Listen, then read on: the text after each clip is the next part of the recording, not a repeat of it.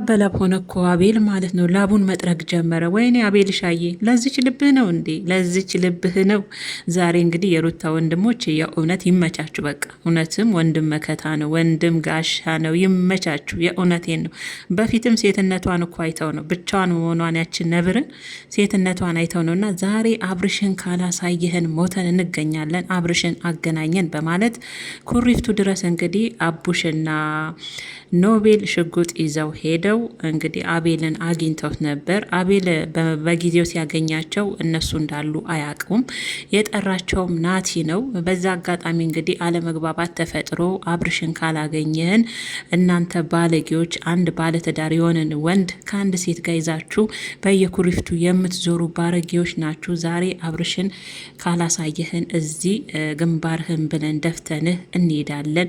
ማርያምን እደፋለሁ እናቴ ትሙት ግንባርን ብዬ ደፋለሁ በማለት እንግዲህ ሽጉጣቸውን አውጥተው እንግዲህ ያው አቤል ላብ በላብ ነበረ የሆነው። አትጠይቁኝ፣ ላቡን በእጁ ይጠርግ ነበረ። የአቤልዬ ለዚችው ልብህ ነው፣ ለዚችው ልብህ አትጋፈጥም ነበር? ልብ ካለ ታዲያ ያንን ረጅም ምላስን ነበረ እንደ አውጥቶ መቁረጥ፣ የአቤልን ማለት ነው። አንተ ረጅም ምላስን ነበር ጎትቶ መቁረጥ። የእውነቴ ነው። እንዳትናገር ዱዳ እንድትሆን ነበር ማድረግ። ምክንያቱም በሰራው ልክ በምላስ ነበረ መክፈት። የእውነት ምላሱ መቁረጥ ነበረ። እና እኔ በአቤል በጣም ነው የምናደደው። ሳያው ራሱ ያናደኛል። ቤተሰቦች የእውነት በሩታ እጅ በልቶ ሩታን ክዶ እንደዛ በዛች በማትረባ ሴት ሲቀይራት በእጇ እንዳልበላ እንዳጠጣ በዛች በማትረባ ሴት ቀይሮ አሳይ በአቤል በጣም ነው የማዝነው። ምክንያቱም ሄርሜላን ያመጣት አቤል ነው።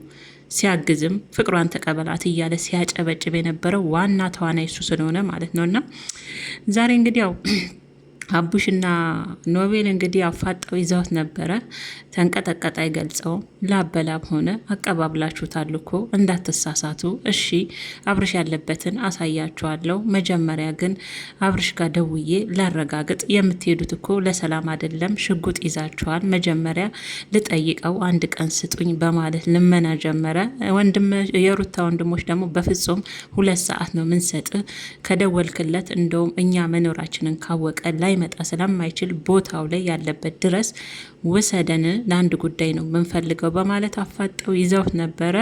አቤል ግን የእውነት ለመናገር አብርሽ ምናል ኒንጃቺ ባለጌ ሴት ምናል ገንዘብ ብትከፍለው እንደሆነ አላቅም፣ ሊነግራቸው ግን አልቻለም። ግን መጨረሻ ላይ ያው 2 ሰዓት ሰጥተውት ያው ለቀውታል። ግን አገናኛቸው፣ ምክንያቱም ለቀውታል። ከዚህ በኋላ እነሱን አገኙም። የተበሉት ነገር ይሄ ነው። እና አቤል ደህና ስራ ሰርተው አስፈራርተውም ቢሆን ሽጉጡንም ባይተኩስም ተመልሶ መቼም አብርሽን ይዞ 2 ሰዓት ሰጥተው መተውት አባረውታል። ግን ያው ይዞት አብርሽን አይመጣም። ማገናኛቸውን በዛው ነግሯቸው በዛው ነው የሚቀረው፣ መኑኝ ማለት ነው።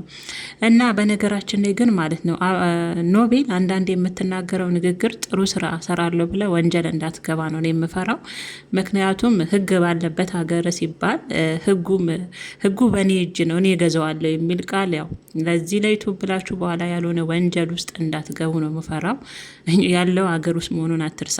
ሮቤል ነው ኖቤል ማለት ነው፣ ምንም ቢሆን ማለት ነው። እና አቤል እንግዲህ ዛሬ ከላይ ከግንባሩ ይጡ ድረስ ነው ላበላብ የሆነው። የእውነቴን ነው። ቤተሰባቾች የምታክል ልብ ይዘ ነው እንዲ አቤል ሻዬ ሩታዬ ላይ እንደዛ ስትሆን በበላክ በጠጣ እጇ ላይ አንድ ቀንማ ይጥላል። የእውነት አቤል አንድ ቀን በሩታ እጅ ትወርቃለህ፣ እመነኝ ማለት ነው። እና ለማንኛውም የዛሬው ቪዲዮ እንግዲህ አብርሽ ያለበትን ካላሳየ እናንተ ቆሻሻዎች ሞተን እንገኛለን፣ እንገላሃለን፣ ማርያምን እተኩሳለሁ፣ ማርያምን ኖቤል ሳይሆን አቡሽ እኔ ነኝ እናቴ ትሙት የምገልህ፣ እህታችን አልቅሳ አትቀርም፣ አዝና አንገቷ ተደፍቶ አትቀርም በማለት አቤልን አፋጣሁት ነበር። እንደዛም ሆነ እኮ ምላሱ አይሞትም።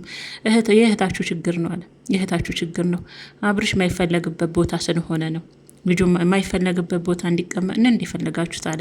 ምላሱ አይሞትም። እናንተ አቤል የሚሉት ልጅ ሴት ምላሱ አይሞትም። የእውነት ያስመሳይ ማለት ነው። እና ለዛ ነው ምላሱን ነበረ መቁረጥ፣ ጭንቅላቱን ሳይሆን እሱ ምላሱን፣ ይሄ እንትን የሚልበትን ምላሱን፣ በበላበት የሚክድበትን ምላሱን አውጥቶ መቁረጥ ነበር፣ ዱዳ ማድረግ የእውነት።